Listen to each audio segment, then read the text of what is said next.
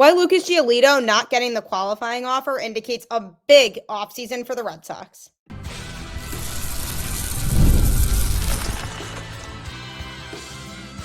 You are Locked On Red Sox, your daily Boston Red Sox podcast. Part of the Locked On Podcast Network, your team every day. Hello and welcome to Locked On Red Sox, your daily Boston Red Sox podcast, part of the Locked On Podcast Network, your team every day. I'm your host, Gabby Maljanian, former ESPN social media associate and currently the host of the Boston Balling podcast as well. And I am here to bring you the latest in all things Boston Red Sox, Monday through Friday, straight to your favorite podcast feed. And the best part, it's all free. So make sure that you tune in because Locked On is here for you every single day. Today's episode is brought to you by FanDuel. Right now, new customers can bet just $5. And if your bet wins, you'll get $300 in bonus bets to use across the app. Download the app today. Happy Friday. Congratulations on making it to the end of yet another week. It's getting really cold here in New England, indicating winter and things getting busier because of the holidays. But what does that also mean? That the MLB offseason should be amping up. More and more moves getting set to be made. And the stage is set for the Boston Red Sox to have a big offseason. I'm going to be explaining exactly why here on today's show. Big pitching moves may be coming, recent roster moves the Red Sox did make, and no more Lucas Giolito. Now, Giolito had a really good bounce back season with the Red Sox after dealing with some injury. The Red Sox took him on in the offseason in 2023, missed the entirety of the season in 2024 due to injury, but then came back in 2025 and pitched well for the Red Sox. He had to have elbow surgery during spring training going into the 2025 season, but the 31-year-old came in and had a good, reliable year as the Red Sox arguably number 2 starter. He did have the start of the season again delayed by a hamstring strain, but then he returned to make 26 starts while logging a 3.41 ERA and striking out 121 batters in 145 innings. Giolito and Brayan Bello truly helped to solidify that rotation behind Garrett Crochet to help the Red Sox reach the postseason for the first time since 2021. And that was a really nice surprise because going into this season, I was very skeptical about what Lucas Giolito was going to look like and how effective he was truly going to be. I was actually worried he was going to have a season similar to what Walker Buehler ended up having. But instead, he ended up being super reliable in the Red Sox rotation, and he was pitching insanely well, especially at home. And that was a really nice surprise, and it was nice that it was able to work out for him just because it had been a tough road for him between the injuries and everything else. So after his 26 starts, which were really good, unfortunately, then in September, he struggled as his velocity started to decrease, and then he was ruled out of the postseason once he reported soreness in his pitching elbow that was too painful to pitch through. An MRI then eventually revealed irritation in his flexor tendon and no structural damage, but added a wrinkle because he then was entering the free agent market for the second time in 3 years. So there was going to be some unknowns going into that.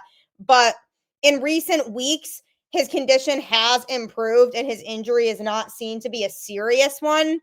So teams could still be interested in him, but those teams that are interested in signing him likely will review his medical records carefully before taking him on, which would be wise. So he is now officially a free agent because earlier this week, he technically became a free agent when his mutual option for the 2026 season was declined by the Red Sox.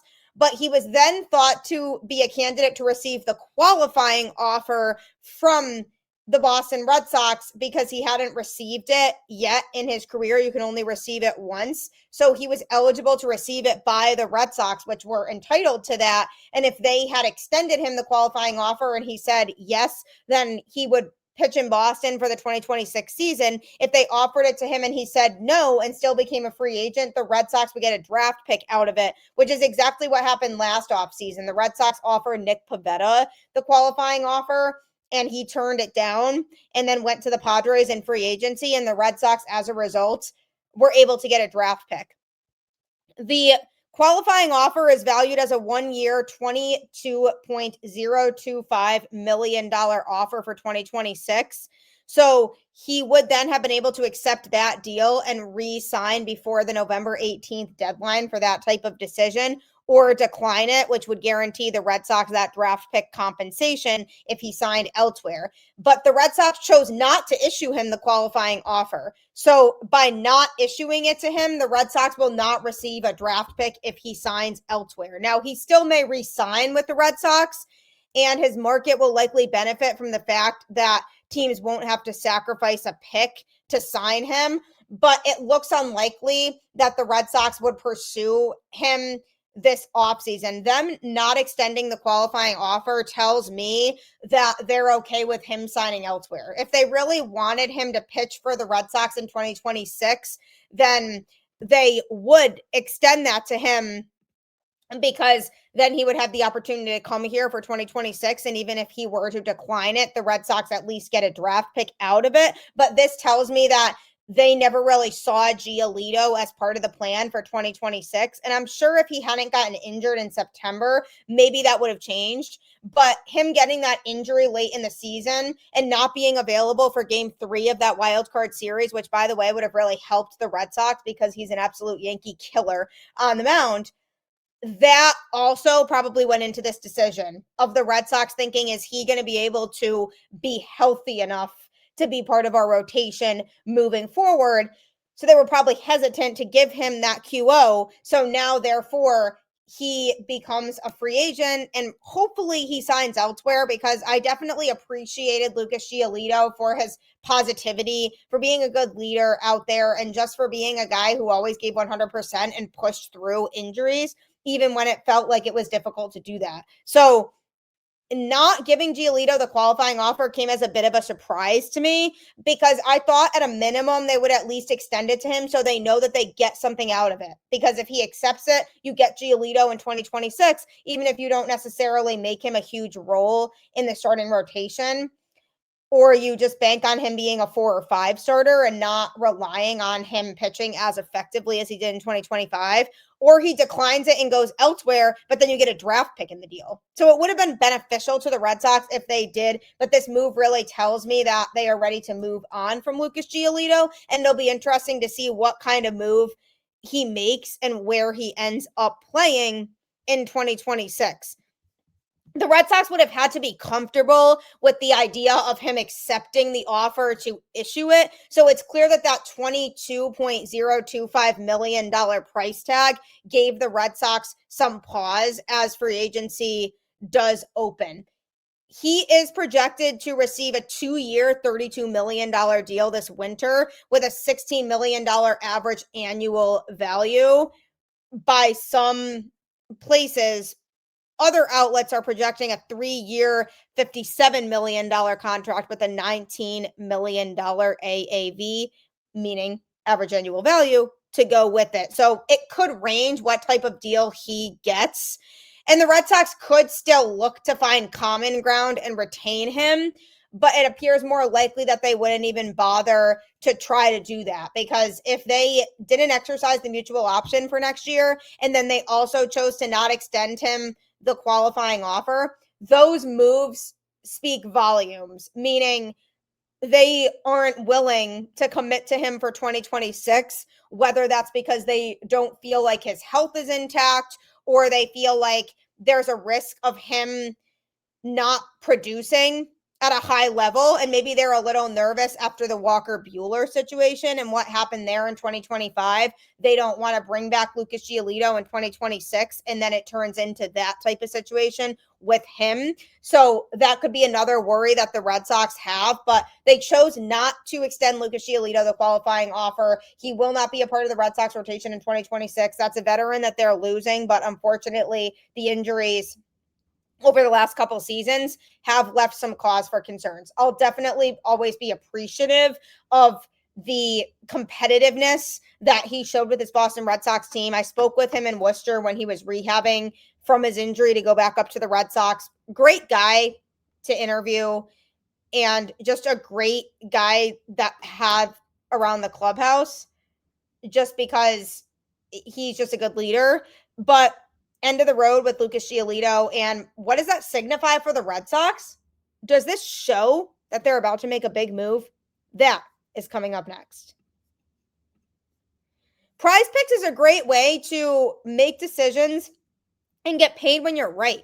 You don't want to miss any of the excitement of this sports season, whether you're following NFL, NBA, NHL, or really anything. There's no better time to jump in on the action than right now. I love Prize Picks because I've been using it during both football Sundays and NBA tip-offs. It truly keeps every day exciting. Download the Prize Picks app today and use code LOCKEDONMLB to get $50 in lineups after you play your first $5 lineup. That's code LOCKEDONMLB for $50 in lineups after your first $5 lineup. Prize Picks. It's good to be right. So we are now at the point in the offseason where moves are starting to be made. Teams are starting to be able to sign free agents. Maybe some trades could happen. The winter meetings, which are about a month from now, is truly when a lot of the trades do end up getting made. But free agents can negotiate and sign deals starting now. So things should be starting to get really exciting. And among that excitement, hopefully, is the Red Sox, because they need to have a big offseason in order to be competitive within what is going to likely again be a very competitive AL East. The Blue Jays just went to the World Series. The Yankees finished with the same number of wins in the regular season as that Blue Jays team did. The Yankees also eliminated the Red Sox from the playoffs in the wild card round. So it goes to show that the Red Sox weren't quite where those teams were at in 2025. And part of that was due to injury, and especially with Roman Anthony getting hurt and missing the last month or so of the season, and he was the glue to the Red Sox offense, certainly didn't help. But also, trading Rafael Devers, not really doing much to replace his bat. That was another big issue the Red Sox had, and their starting rotation down the stretch proved to be dicey because Lucas Giolito and Brayan Bello were starting to struggle a little bit and not be as effective as they were earlier on in the season. And it really brought to notice this hole that the Red Sox have in the starting rotation.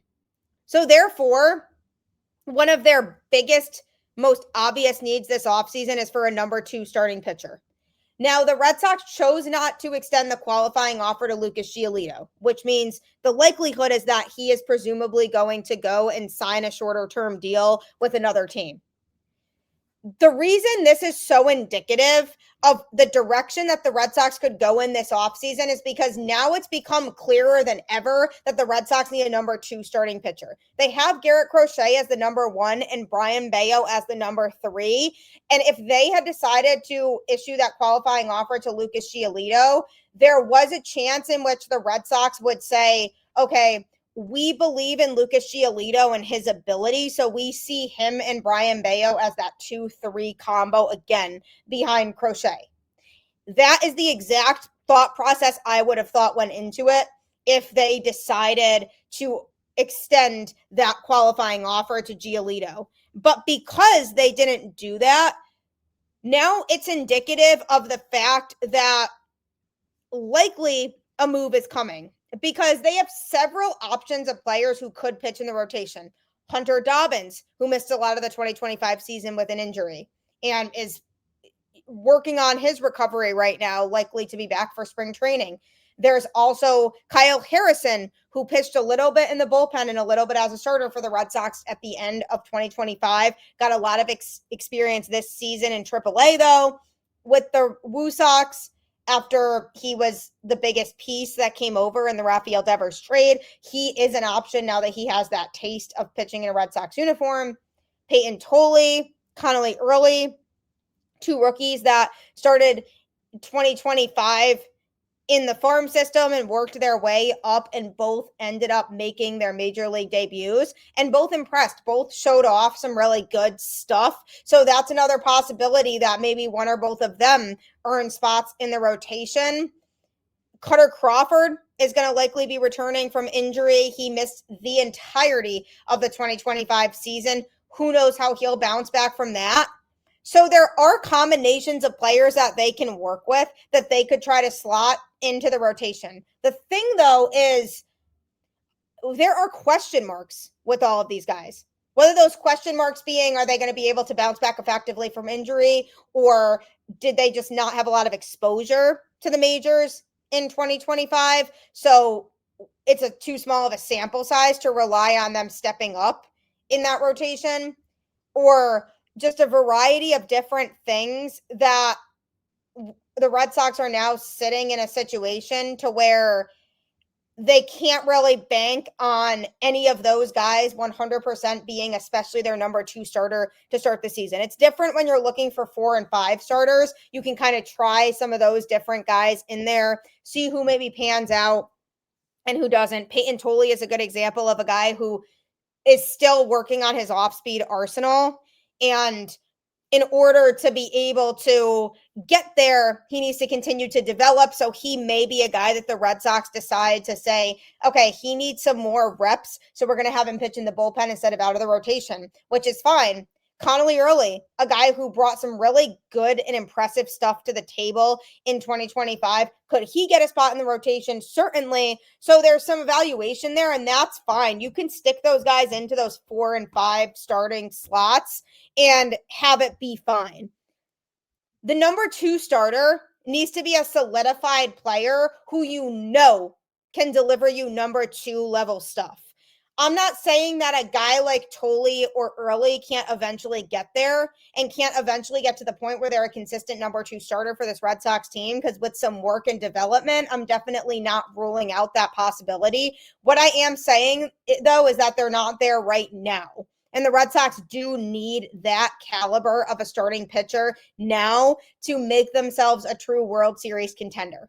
So now that you take Lucas Giolito out of the equation, the Red Sox are in a scenario where they don't have that. And even if they were to bring back Lucas Giolito, by the way, I still wouldn't like the approach of just banking on him being the number 2. I definitely think there's a better route to take than that.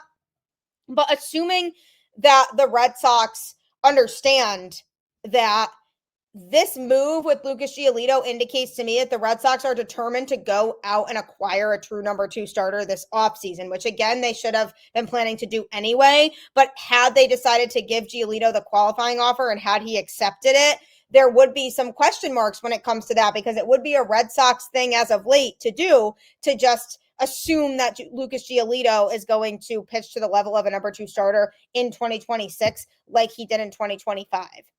So because of the fact that that possibility is now eliminated, because the Red Sox have made it clear through their actions over this past week that they don't see Lucas Giolito as a part of this rotation in 2026, it indicates that they know they need that number 2 starter, and it indicates that a move for a number 2 starter is likely coming. And that's exciting because there's a big pool of players that could be available. Freddy Peralta from the Brewers, Mackenzie Gore from the Nationals, who I talked about on the show recently. There's also Tarik Skubal, a longer shot, but could happen if the Red Sox really want to put a package together. Then you have Hunter Greene from the Reds, who potentially could be available. Then there's free agents who the Red Sox could go out and look to sign. Shane Bieber is a big one who I've talked about recently that could be a popular choice. So the Red Sox have options. And because they know they have options, I am inclined to believe that they are going to start fielding calls to teams for potential trades, because the Red Sox recognize that their rotation is not fully complete right now. They recognize that they are nowhere near where a team like the Dodgers are at when it comes to their starting rotation. And not having Lucas Giolito in the mix means they now have 2 sure starting pitchers in that rotation. That indicates to me that they are ready to go out and make that type of move. And why is that move so important? Because you need strong starting pitching in a playoff series. If you have a really good 1-2-3, you can win a playoff series with that. If you have Garrett Crochet start game 1 of a playoff series, and then you have 2 and 3 starters who are bringing just as dominant stuff, then you are well positioned to be able to go deep in the postseason. The problem that the Red Sox had was their number 2 starter and Giolito got injured, and their number 3 starter was struggling down the stretch. So it was hard to fully trust and bank on those guys being in the same form.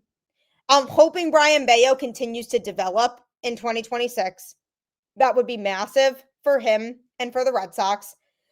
But the Red Sox also know that this is a crucial offseason for them, to where they are going to be put in the hot seat. And being put on the hot seat means going out and getting a true number 2 starting pitcher. And obviously they believe that they can get an upgrade in that role from what they have with Lucas Giolito. And there's no doubt about it that they definitely can do that, and they can get somebody who's much higher caliber and consistent at this point in their career. And that's what I'm really excited about. This move, not extending the qualifying offer to Giolito, shows we know that we can do even better. We are ready to make some room so that we can bring in a key number 2 starting pitcher that can help this team to feel like a true World Series contender. So was I a little bit surprised by the move that they didn't even want to at least try to do it for the draft pick? Yes, but at the same time, I completely agree with cutting ties with him, just because there are better options out there at this point, and it shows that the Red Sox are getting ready to prep themselves and set the stage for what will hopefully be a big offseason. And they made some roster moves yesterday to help set the stage for that too. Going to be going over those next. The NBA is back, and there's no better place to get in on the action than FanDuel, the official sports betting partner of the NBA. Even if you missed the start of the game or want to ride the hot hand, FanDuel has live bets on everything from who will score next to fourth quarter comebacks. Plus, you can even combine your live bets into a same game parlay for a shot at a bigger payout. It keeps every game exciting, especially when your team's making that late push. Right now, FanDuel is giving new customers $300 in bonus bets when your first $5 bet wins. So head to FanDuel.com to sign up and play your game with FanDuel, the official sports betting partner of the NBA. If you are trying to win lots of money, I highly, highly, highly recommend FanDuel, because not only can you win lots of money, but it'll also help you to continue to enjoy all of the sports you love by also making a profit on it. It really encourages you to mix and match different sports in those parlays. So make sure to download the app today. What kind of moves will the Red Sox make this offseason? That is a big and pressing question right now. And they made a big move yesterday by not offering Lucas Giolito the qualifying offer for 2026, which sets the stage for them to go out and get pitching this offseason, because they already needed starting pitching before, but now it really enforces that fact that they truly need a number 2 starting pitcher to pair with Garrett Crochet, because Lucas Giolito was filling in those shoes in 2025 because he happened to pitch a lot better than anybody thought he would. So now it really emphasizes the need for that. So this sets the stage for the Red Sox to have a big offseason, and hopefully they don't disappoint, because I feel like there's been seasons in the past where we've been hoping for a big offseason and it just didn't happen. So hopefully that doesn't happen this time, and that's not the case, and they actually do have a big offseason like they did last year to put themselves in position to be a true World Series contender. And they made some recent roster moves to help set the stage for that, because the Red Sox needed to get some guys off of the 60-day injured list, so they naturally needed to clear some space. So the Red Sox ended up designating 25-year-old right-handed pitcher Luis Guerrero for assignment. This was a somewhat surprising subtraction, because he definitely flashed some promise for the Red Sox in 2024 and then again in 2025 before struggling and spending some time on the injured list in 2025. He had semblance of showing pure dominance, but then he started to be inconsistent towards the end and then ended the season on the IL. So the Red Sox DFA'd him. So he will now hit waivers where the other 29 teams will have a chance to claim him, or the Red Sox will get the opportunity to trade him before he could potentially return to the Red Sox organization as a minor leaguer without a 40-man roster spot.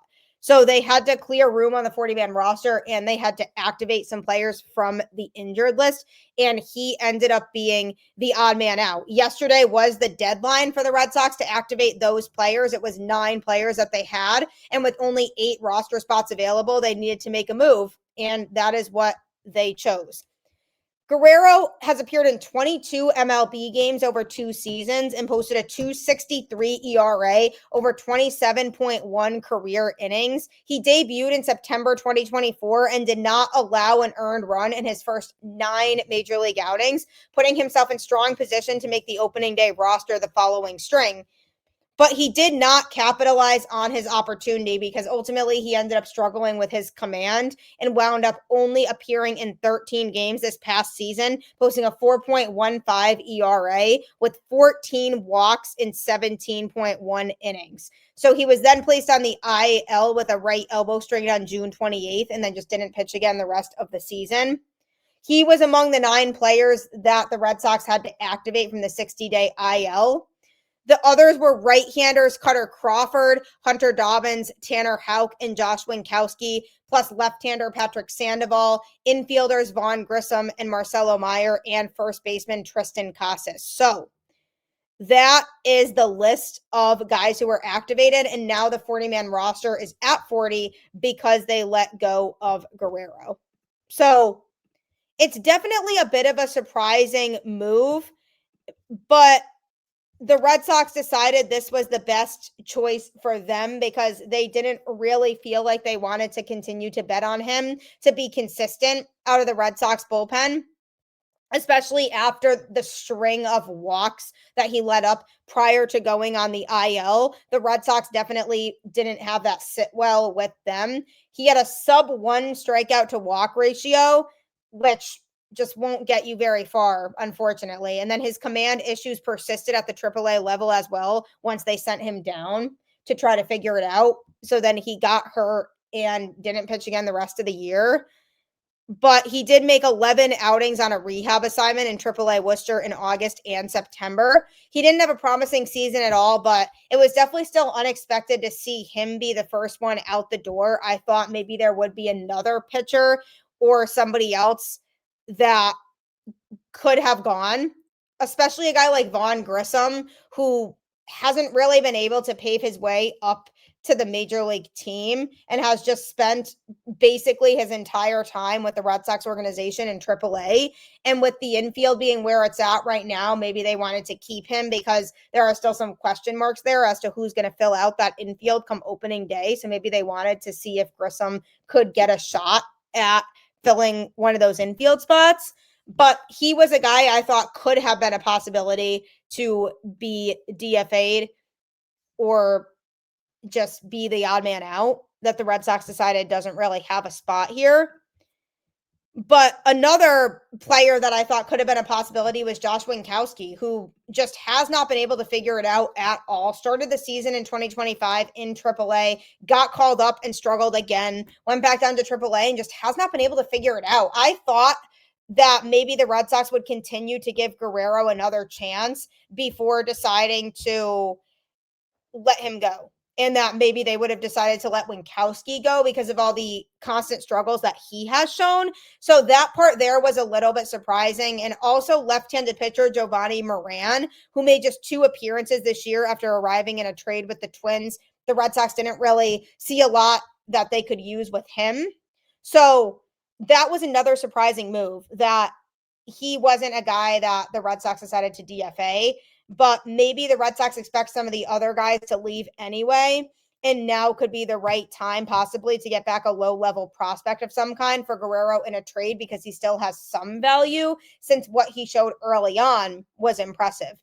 But for a pitcher who began his major league career on a streak of 12 straight scoreless appearances, this was definitely a pretty quick fall, and he just really didn't have a long leash at all. So I was definitely surprised that that was the move, but the Red Sox needed to clear a spot somehow because they needed to make moves and get guys off the 60-day IL. Now, Tanner Houck likely is going to miss the majority of, if not all, of the 2026 season still due to his recovery. Hunter Dobbins, the hope is that he's back for spring training. Kutter Crawford, same thing. So just because these guys were all activated from the 60-day injured list doesn't mean they will all be ready to pitch or play come opening day. Tristan Casas, another example, a guy who's still a question mark. Is he going to be able to play come opening day? That still hasn't been confirmed. So that was because it's standard procedure. They needed to get those guys off the 60-day IL and back on the 40-man roster. So Luis Guerrero DFA'd. We'll see if a team picks him up. If not, then the Red Sox could try to also trade him, or he'll just end up back in the system in the minors. So however they decide to handle that, or however it plays out, I hope that Guerrero gets an opportunity with the team, because I definitely feel like he deserves it, because the potential is definitely there. He just hasn't been able to click in every capacity yet. So hopefully he is able to get that chance. But we'll have to see what plays out this offseason, because this is the time of year where things could be happening. So keep an eye out for sure. But thank you for tuning in to Locked On Red Sox. I always appreciate you making it your first listen of every single day. Be sure to next check out Locked On MLB with host Paul Sullivan, aka Sully, who will talk to you about all things going on around Major League Baseball. So this is a great time of year to tune into him, especially with all this free agent stuff and trade stuff going on. So make sure you check that show out next on any podcast platform. And as always, keep the faith. Go Red Sox, and I'll catch you on the flip side.